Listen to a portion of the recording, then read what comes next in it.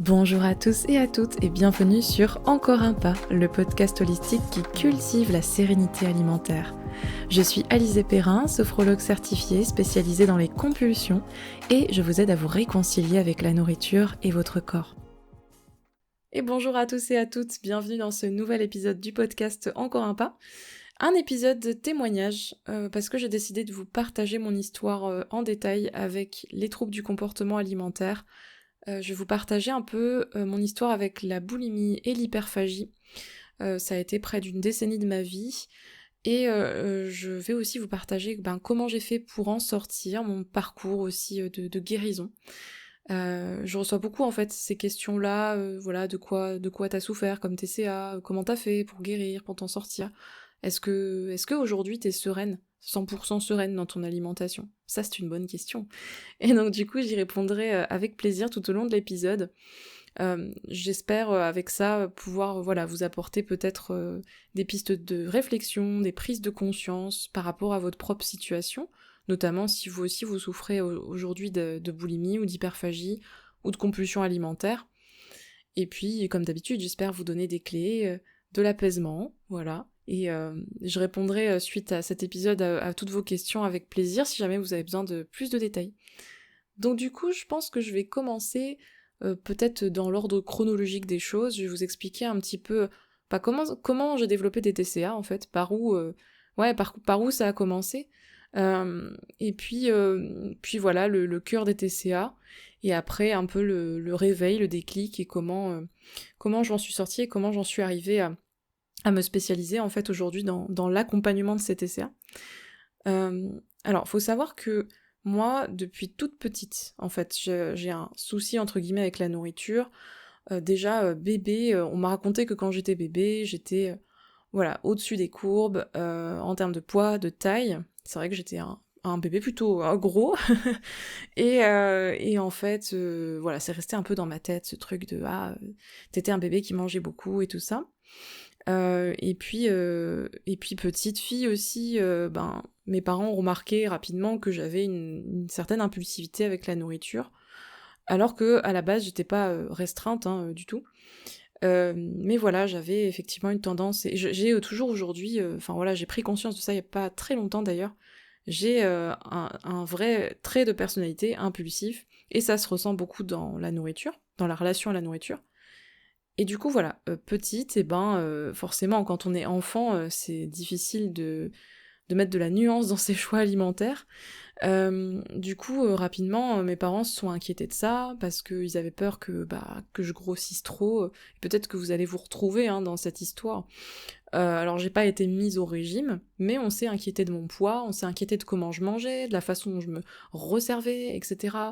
De la façon dont parfois, face à certains aliments, j'avais plus aucune réflexion, quoi. Il est devant moi, il faut que je le mange.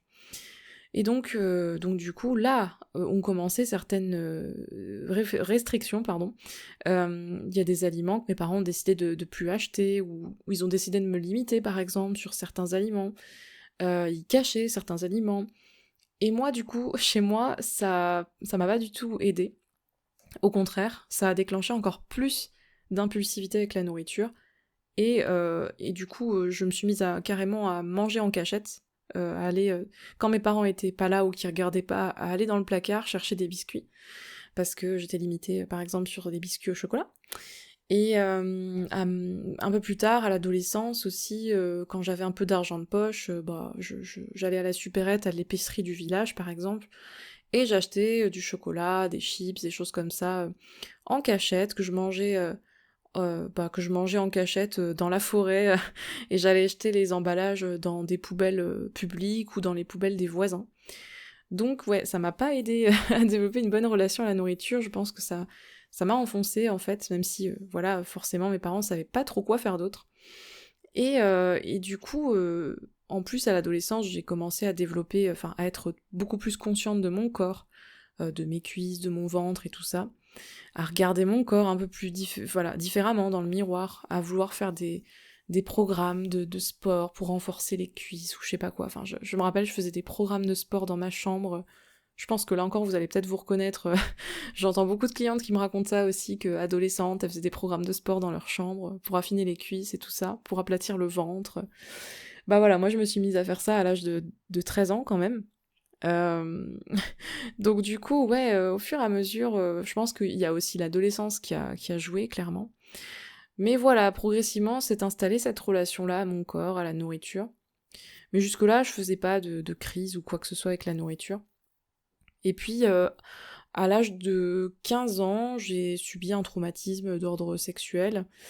Et en fait, là, blackout, amnésie traumatique. Je rentrerai pas plus que ça dans les détails, hein, mais en fait, je m'en souvenais pas. Donc là, je vous raconte ça avec le recul, avec les infos que j'ai aujourd'hui. Mais à l'époque, j'avais pas ces infos-là. Et en gros, j'étais dans un lycée militaire. Et j'étais en internat, donc j'étais loin de chez moi. Et j'ai commencé à ce moment-là, d'un coup, à faire des crises d'hyperphagie boulimique.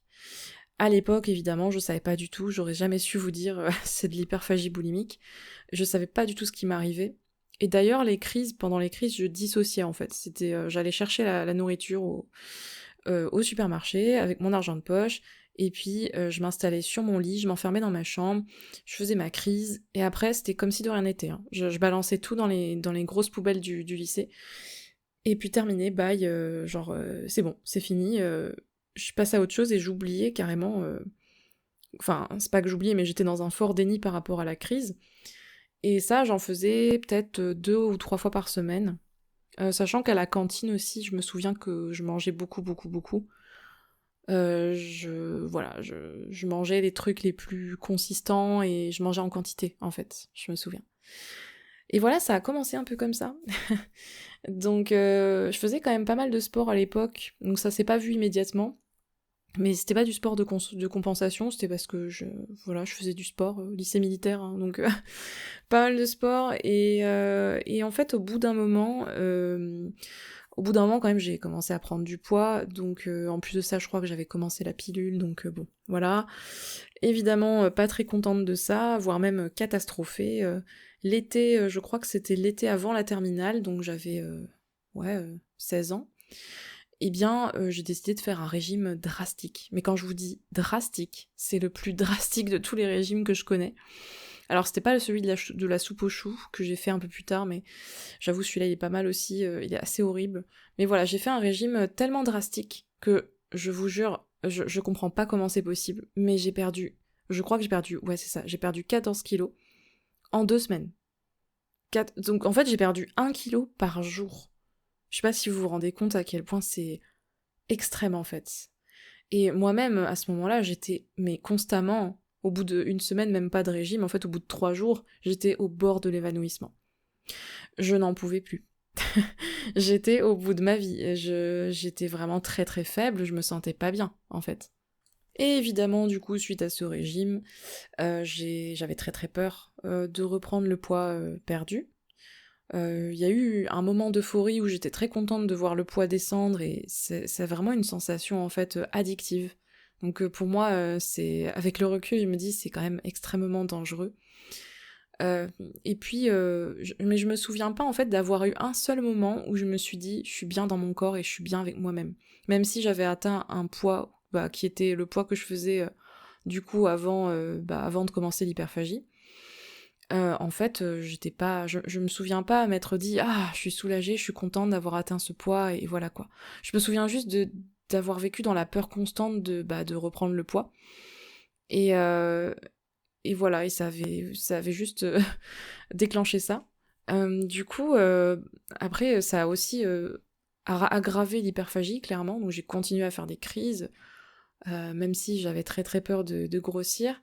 Évidemment, quand j'ai vu que je reprenais du poids, à la fin de la terminale, j'ai commencé à faire donc de la boulimie vomitive, c'est-à-dire que mes crises, j'ai décidé malheureusement de les compenser par des purges, des vomissements.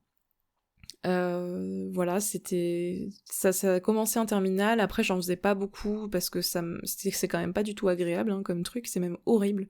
Je pense que c'est un des pires trucs qu'on puisse faire à son corps. Enfin, en dehors des choses très violentes comme la violence physique envers soi-même, hein, les mutilations et tout ça.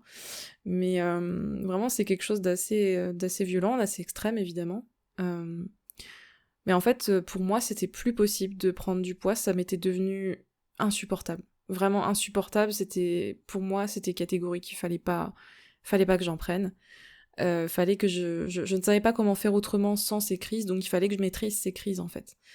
Bon, bah, c'est typique, hein, de la boulimie vomitive. Et voilà, c'est comme ça que je suis tombée dans la boulimie, et ça a été la descente aux enfers. Là, clairement, voilà, c'était chaud. J'ai commencé mes études supérieures, j'avais pas vraiment envie en plus de les faire, donc bah, c'était mes études d'ingénieur. J'étais de toute façon dans une sorte de, je sais pas, de brouillard, je vivais pas vraiment ma vie pour moi, je la vivais que pour les autres. Puis à force, bah, le trouble alimentaire aussi a pris beaucoup de place. Je vivais plus que pour ça. Ma vie étudiante, bah en fait, j'en ai pas du tout profité. Et même, je dirais que je l'ai un peu gâché. J'ai gâché ces années-là qui sont censées être des années, voilà, où on découvre un petit peu ce qu'on a envie de faire dans la vie, où on se fait des amis qui vont peut-être rester aussi à l'âge adulte. Et moi, bah, je m'isolais de plus en plus, hein. Au début pas trop, mais c'était un peu, voilà, un cercle vicieux d'isolement. Et je refusais de plus en plus de sorties, je perdais de plus en plus d'amis aussi, parce que j'étais assez agressive avec les gens. J'avais l'impression que tout le monde complotait contre moi pour me faire prendre du poids. Voilà, donc à cette époque-là, pareil, hein, je mettais pas du tout de mots sur les crises, je savais pas que ça s'appelait boulimie. Et moi, j'étais pareil, j'étais dans un déni assez profond, je me disais, bon, j'avais pas envie de reconnaître qu'il y avait un problème, j'avais pas envie d'avoir peur, en fait, je crois que j'avais peur, mais j'avais pas envie de ressentir cette peur. Je me disais juste, non, mais ça, c'est un truc que tout le monde fait, sans en parler, c'est un truc un peu tabou, mais tout le monde le fait en cachette, quoi. Le fait de se faire vomir, je veux dire. Parce que je me disais, mais dans ma tête, c'était impossible, en fait, de rester mince sans faire ça. Euh, voilà, parce que pour moi, c'était impossible de manger normalement certains aliments et de les manger en dehors d'une crise, quoi. Donc ça a continué comme ça pendant plusieurs années. Je dirais pendant 5 ans, la boulimie, quelque chose comme ça, ouais. Et un jour, en fait, bon, je sais pas si je peux aller plus en détail sur la boulimie. En fait, c'est marrant parce que c'est très flou, finalement, j'ai même des périodes qui ont sauté dans mes souvenirs, enfin, j'ai du mal à me souvenir de certaines périodes. Des fois, il y a des gens qui ont pu me reparler de quelque chose et je leur dis, mais je sais pas du tout de quoi tu parles. J'ai eu une période aussi un peu une crise d'identité où je voulais même plus m'appeler Alizée, j'avais changé mon prénom sur Facebook, j'avais pris mon deuxième prénom, et je disais être, voilà, une autre personne. J'ai vraiment eu une sorte de, je sais pas, de rejet de ma personne, vraiment. Et ça a été très très très très dur.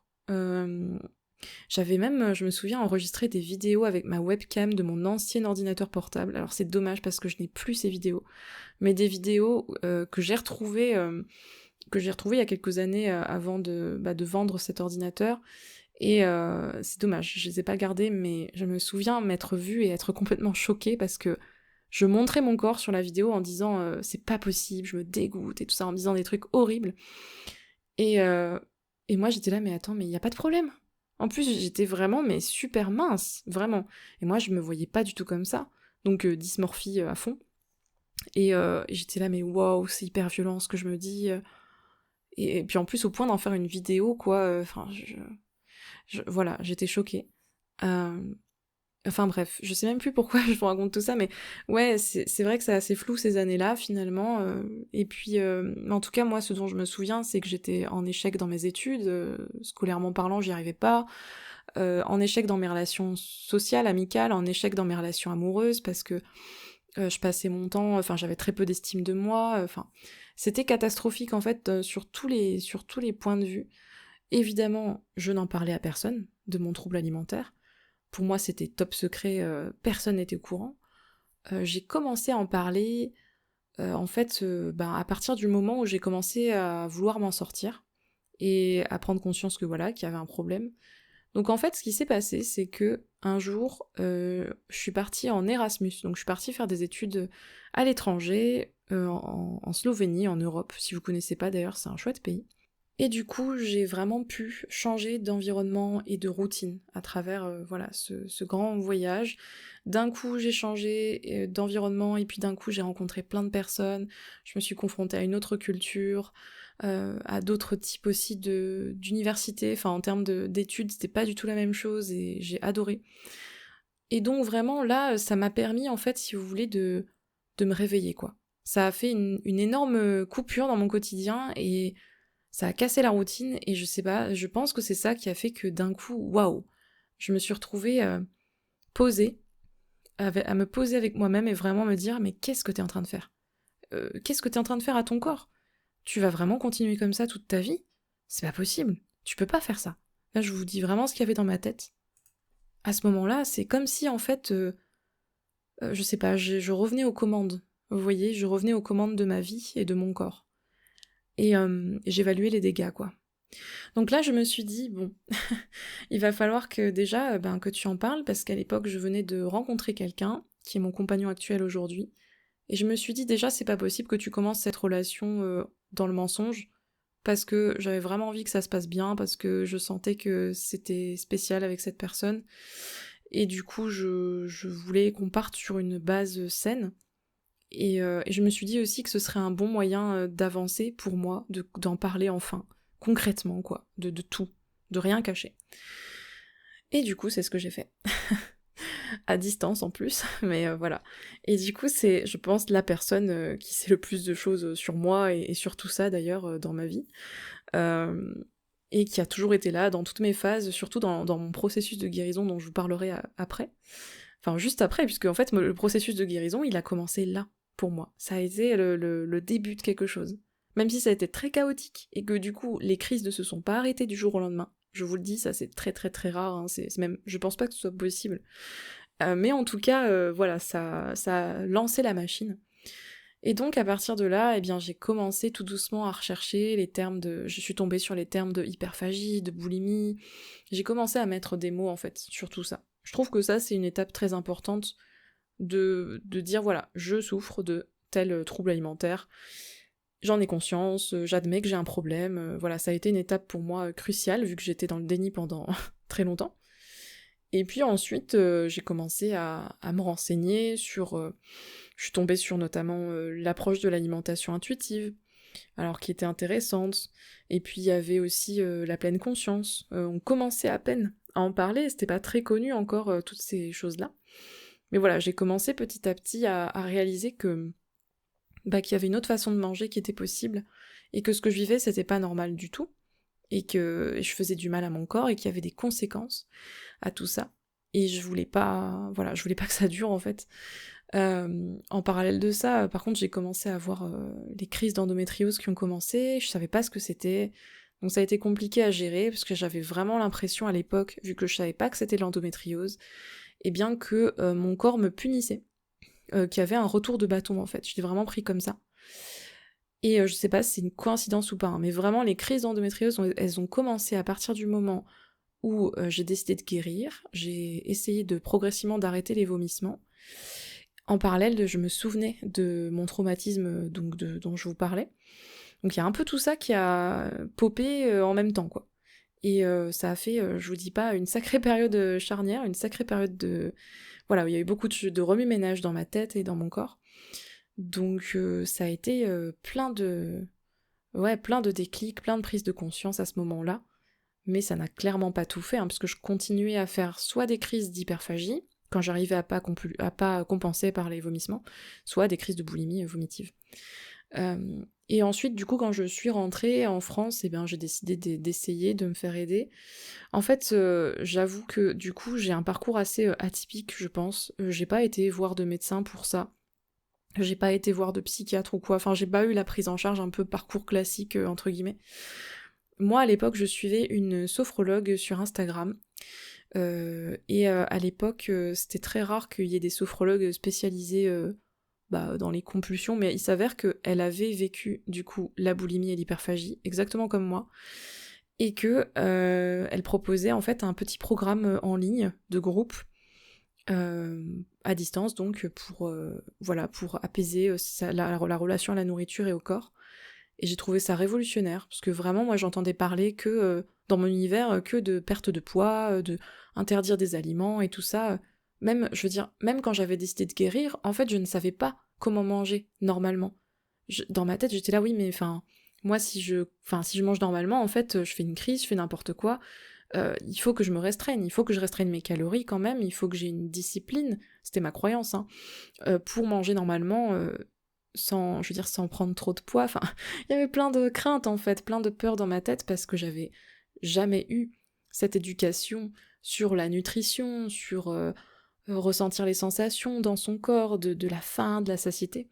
Et cette sophrologue en fait, spécialisée, donc je pense que c'était un peu une pionnière d'ailleurs dans ce domaine-là, et ben elle m'a vraiment ouvert les yeux sur plein de choses.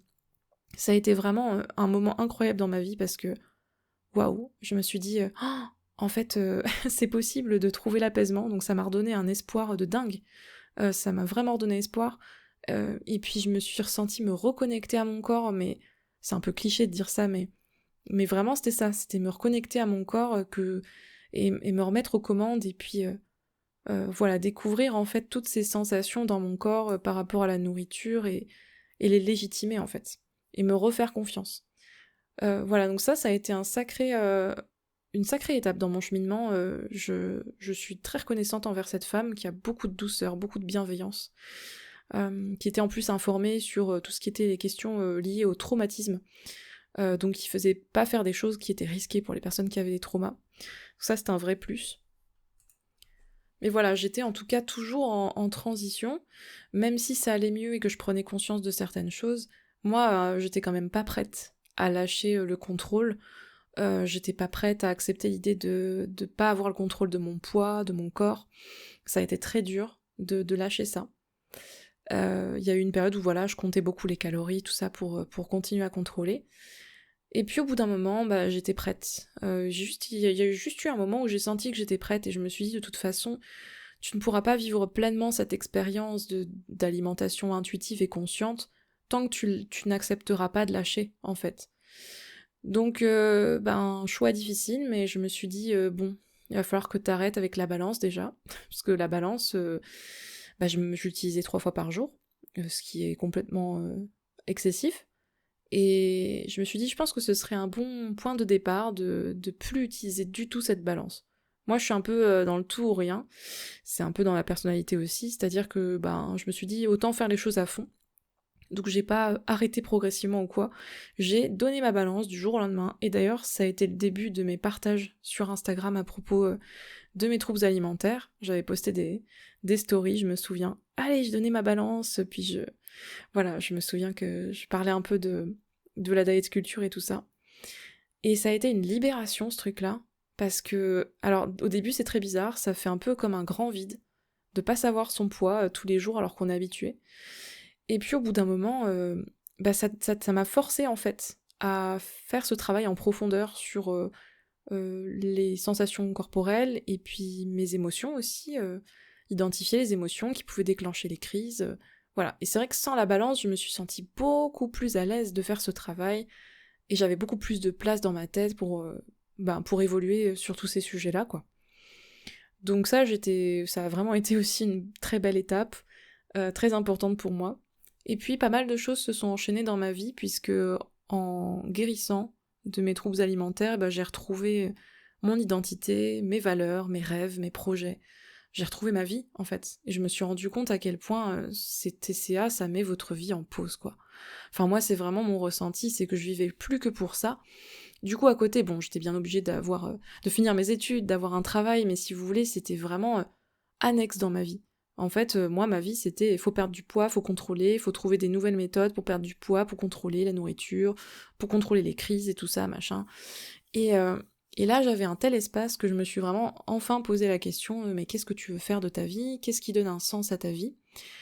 Ça m'a amené à faire un deuxième voyage où je suis allée en Irlande, dans une sorte de retraite. Et j'avais vraiment besoin de faire le point, en fait, sur qu'est-ce que je voulais pour moi et qu'est-ce qui me rendait vraiment heureuse dans ma vie, et qu'est-ce qui me donnait qu'est-ce qui me rendait épanouie, en fait. Et ça m'a fait un bien fou. Ça a été vraiment waouh. Je crois que je suis partie qu'une semaine, hein, ou 10 jours, quelque chose comme ça. Et pareil, c'est une expérience que j'oublierai jamais. Je pense que ça a été une des plus belles expériences de voyage de ma vie. Ça m'a remis les idées en place, ça c'est clair. Et j'ai rencontré des personnes incroyables et adorables. Voilà, donc franchement, aucun regret sur ce petit voyage. Et à l'issue de ce voyage, c'est là que j'ai décidé, parce que je voyais très clairement ce qu'il fallait que je fasse, donc j'ai décidé de quitter mon poste d'ingénieur, parce que j'étais devenue ingénieur informatique, entre-temps, dans tout ça. Et voilà, je me suis juste rendu compte que malgré le confort de cette situation, qui cochait pas mal de cases, hein, le CDI, le beau salaire, les horaires confortables, etc. Bon, et ben en fait, moi, j'avais pas envie de faire ça ne donnait pas de sens pour moi à ma vie, et donc j'ai décidé de démissionner. Et, euh, et à ce moment-là, paf, pandémie mondiale, ce que j'avais pas du tout prévu. Parce que donc j'ai démissionné, j'ai transitionné, et j'ai démissionné en décembre 2019, et en février 2020, j'étais sophrologue, à mon compte. J'étais pas encore spécialisée dans l'alimentation, enfin les troubles alimentaires, mais du coup voilà, ça s'est passé un peu comme ça. Je pense que j'étais très inspirée par cette femme sophrologue dont je vous parlais, et qui m'a beaucoup aidée. Je me suis dit, j'ai envie de faire ça, en fait. C'est vraiment hyper inspirant, j'adore, et j'ai envie de le faire. Dans ces périodes-là aussi, alors je saurais pas exactement vous resituer précisément, j'ai l'impression que je mélange un peu tout, mais je crois que c'est dans cette période-là aussi que je me suis dit, il faut que j'aille voir un hypnothérapeute. Je sais plus si c'est avant ou après le Covid, je sais pas. Bon, c'est pas hyper important, je pense, dans cette histoire, mais j'ai vu un hypnothérapeute spécialisé TCA, traumatisme et tout ça. Et c'était une des rares personnes à qui j'ai parlé de mon traumatisme, et avec qui on est allé revisiter un peu ce moment. Enfin, je pense que la prise en charge n'était pas adaptée, en fait, avec le recul. Ça m'a quand même aidé, mais c'était un peu maladroit, je pense, ce qu'il me proposait. Mais voilà, bon, ça m'a quand même débloqué des choses, des souvenirs, etc. Ensuite, à un moment, je me suis rendu compte que, bon, il y avait aussi un travail à faire du côté de la gestion des émotions, du côté de mes relations, et donc du coup, j'ai décidé d'aller voir une psychologue pour la première fois de ma vie. Ça, c'était en 2021, je m'en souviens. Et, euh, et c'est parce que, en fait, j'avais commencé, donc, à cette époque-là, à me former, donc, à la psychonutrition, dans le DU Psychologie et Pédagogie du comportement alimentaire. Et bah forcément, ça avait remué des choses en moi. Et donc j'avais ressenti le besoin d'avoir un suivi psychologique. Du coup, voilà, j'étais voir cette psychologue qui n'était pas spécialisée dans les TCA, parce que, ni dans les traumas d'ailleurs, parce que je sais pas, je me suis dit, c'est elle que je veux voir. Et au fur et à mesure, on a quand même abordé tous ces sujets-là, bien entendu. À la base, je venais pas du tout la voir pour mon trauma ou quoi, je m'étais juste dit, c'est bon, ce truc-là, c'est passé, maintenant je m'en souviens, et c'est traité. Mais en fait, pas du tout. C'était pas du tout traité. Donc ça a été très difficile comme thérapie, mais bon, c'était nécessaire. Et d'ailleurs, elle m'a poussée à porter plainte. Et je la remercierai jamais assez, parce que grâce à elle, il y a aussi d'autres victimes qui vont peut-être... Enfin voilà, j'ai appris qu'il y avait d'autres victimes de la même personne, en fait, que moi. Et du coup, je pense que c'est une bonne chose que voilà, il y ait plusieurs plaintes contre cette même personne, qu'on puisse essayer d'obtenir justice. Mais en tout cas, voilà, je trouve qu'elle m'a lancée dans un processus qui va être très positif pour moi, parce que c'est un processus qui est encore en cours, la justice étant très lente. Mais c'est normal, hein, ce sont des faits qui datent d'il y a plus de 10 ans, quasiment 15 ans. Et du coup, voilà, je suis très contente de le faire, ce processus. Et j'ai hâte, en fait, de tourner la page là-dessus, parce que je sens que c'est vraiment la dernière pièce du puzzle, ou une des dernières pièces du puzzle, en tout cas, que j'assemble depuis des années. Et voilà, on a l'impression, hein, toujours que ça y est, c'est bon, bon, je crois que tout est résolu, et en fait, il y a encore une pierre à retourner. Donc, c'est intéressant. Voilà. Et bon, au bout d'un moment, j'ai arrêté de voir cette psychologue, j'en ressentais plus le besoin, et en fait, je trouve que en fait, c'est à travers mes formations finalement que j'ai appris pas mal de choses, à travers aussi pas mal de lectures et de podcasts sur l'alimentation en pleine conscience, l'alimentation intuitive, voilà, à travers plein de comptes aussi qui sensibilisent sur les réseaux sociaux, même si je vous le dis, hein, c'est insuffisant pour guérir des TCA, mais en tout cas, ça m'a mis sur la bonne voie, ça m'a permis de changer de mentalité aussi. Donc ça, je pense que c'est important de les mentionner. Et en fait, progressivement, à travers tous ces petites choses, plus donc la sophrologue, la psychologue, l'hypnothérapeute, progressivement, de l'hyperphagie, enfin de la boulimie, je suis passée à l'hyperphagie, je faisais quasiment plus de vomissements. Ça devenait vraiment très très très occasionnel, genre tous les 3 mois, puis tous les 6 mois, etc. Pareil, l'hyperphagie se transformait plus en petites compulsions, j'arrivais de mieux en mieux à identifier ce qui déclenchait les compulsions, voilà, émotionnellement, je veux dire. J'avais de plus en plus de recul, en fait, sur moi, grâce aux outils que j'avais eus, et puis que ce soit en formation ou en suivi. Après, je me rends compte avec le recul que, je pense que si j'avais vraiment eu un suivi spécialisé adéquat à l'époque, j'aurais pu m'en sortir beaucoup plus rapidement. Et avoir plus d'outils. Là, j'ai tâtonné dans le noir, quoi. J'ai vraiment cette impression-là, quand je vous en parle, que j'ai tâtonné, j'ai trébuché pas mal de fois, j'étais toute seule, en fait. J'étais pas beaucoup accompagnée. Mais parce que j'ai choisi ça, en fait. Mais je vous conseillerais de choisir l'accompagnement. Voilà. Je sais que c'est pas évident, hein, d'en parler à quelqu'un, et puis on a peur aussi que d'investir beaucoup de temps et d'énergie et que ça marche pas. Mais en fait, ça va forcément vous apporter quelque chose. Voilà. Alors la grande question qui est revenue souvent, hein, c'est est-ce qu'aujourd'hui je considère être 100% guérie? Est-ce que je considère être 100% sereine dans mon alimentation et avec mon corps? Alors, c'est une réponse, je peux pas dire oui ou non, je vais la nuancer.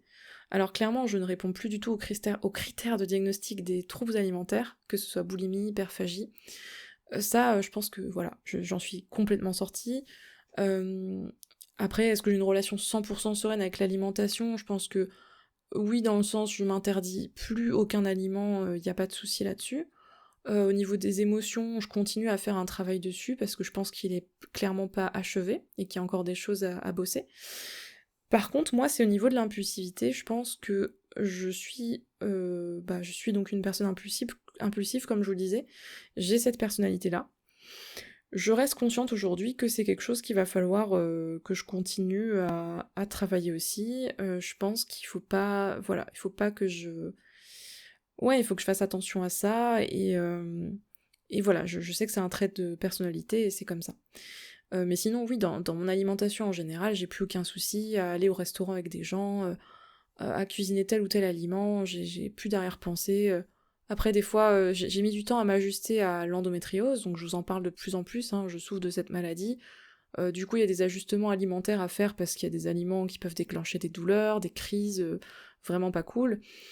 Donc ça a été un peu frustrant au début, j'ai pris un peu aussi au pied de la lettre le truc, et puis j'ai essayé d'avoir l'alimentation parfaitement anti-inflammatoire. J'ai réussi à mettre plus de nuances là-dedans, à être moins stressée avec mon alimentation. Et puis avec mon corps, c'est toujours en cheminement. Non mais la relation au corps, c'est quelque chose de compliqué, je vous avoue. Si je veux être 100% honnête avec vous. Oui, je suis sereine avec mon corps dans le sens où je m'empêche plus de vivre. Je m'empêche plus de vivre parce que je ne suis pas satisfaite de mon poids ou de mon apparence.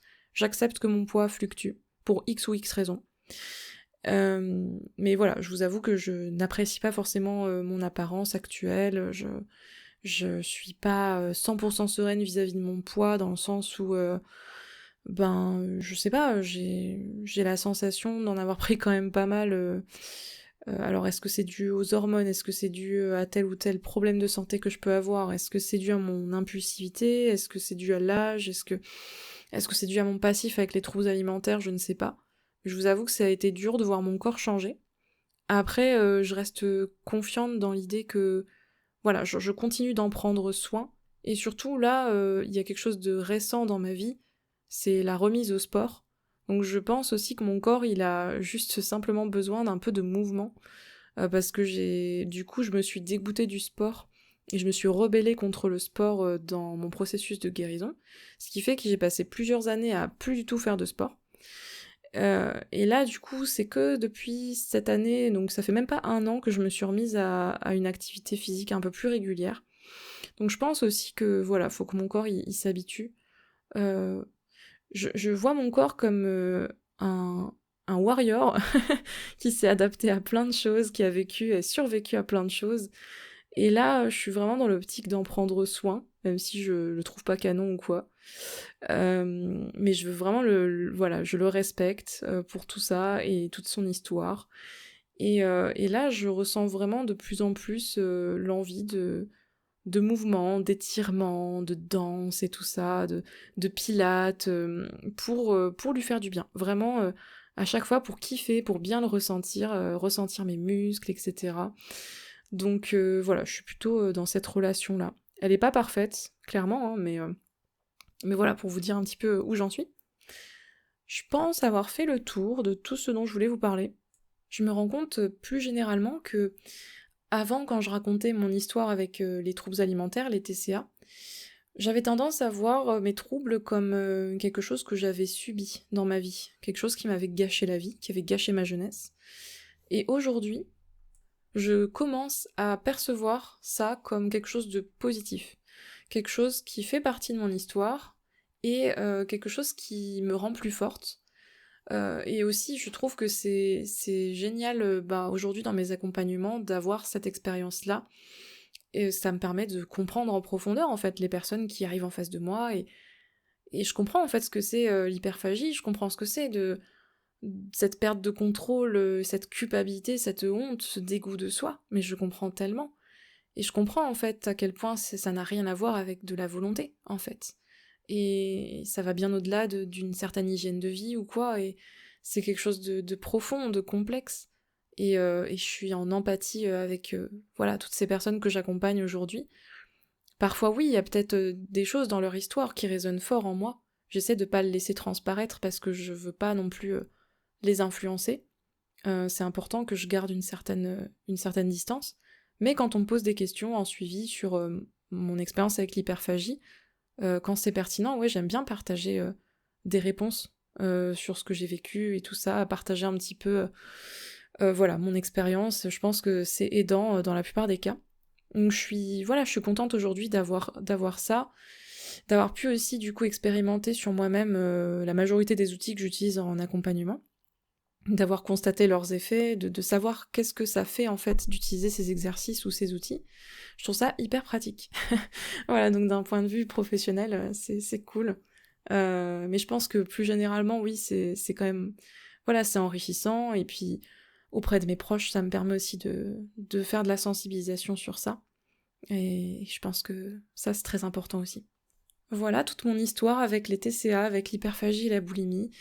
Je crois vraiment avoir fait le tour, même si j'ai dû oublier peut-être quelques détails, mais globalement, c'est ce qui s'est passé, comment je l'ai vécu, et j'espère que ça vous aura éclairé.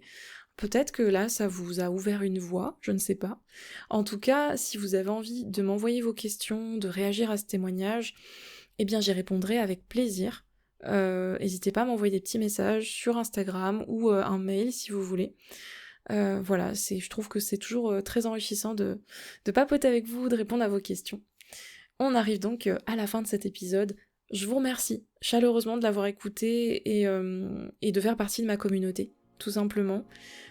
Si vous aimez mon podcast, si vous appréciez mon travail, bien n'hésitez pas à lui donner la note de 5 étoiles, ça m'aide beaucoup à partager les épisodes, le podcast, ça m'aide énormément.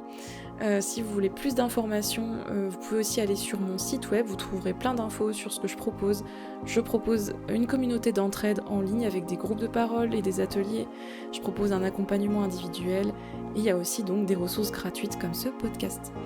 Je vous dis à très bientôt pour un prochain épisode. En attendant, prenez soin de vous.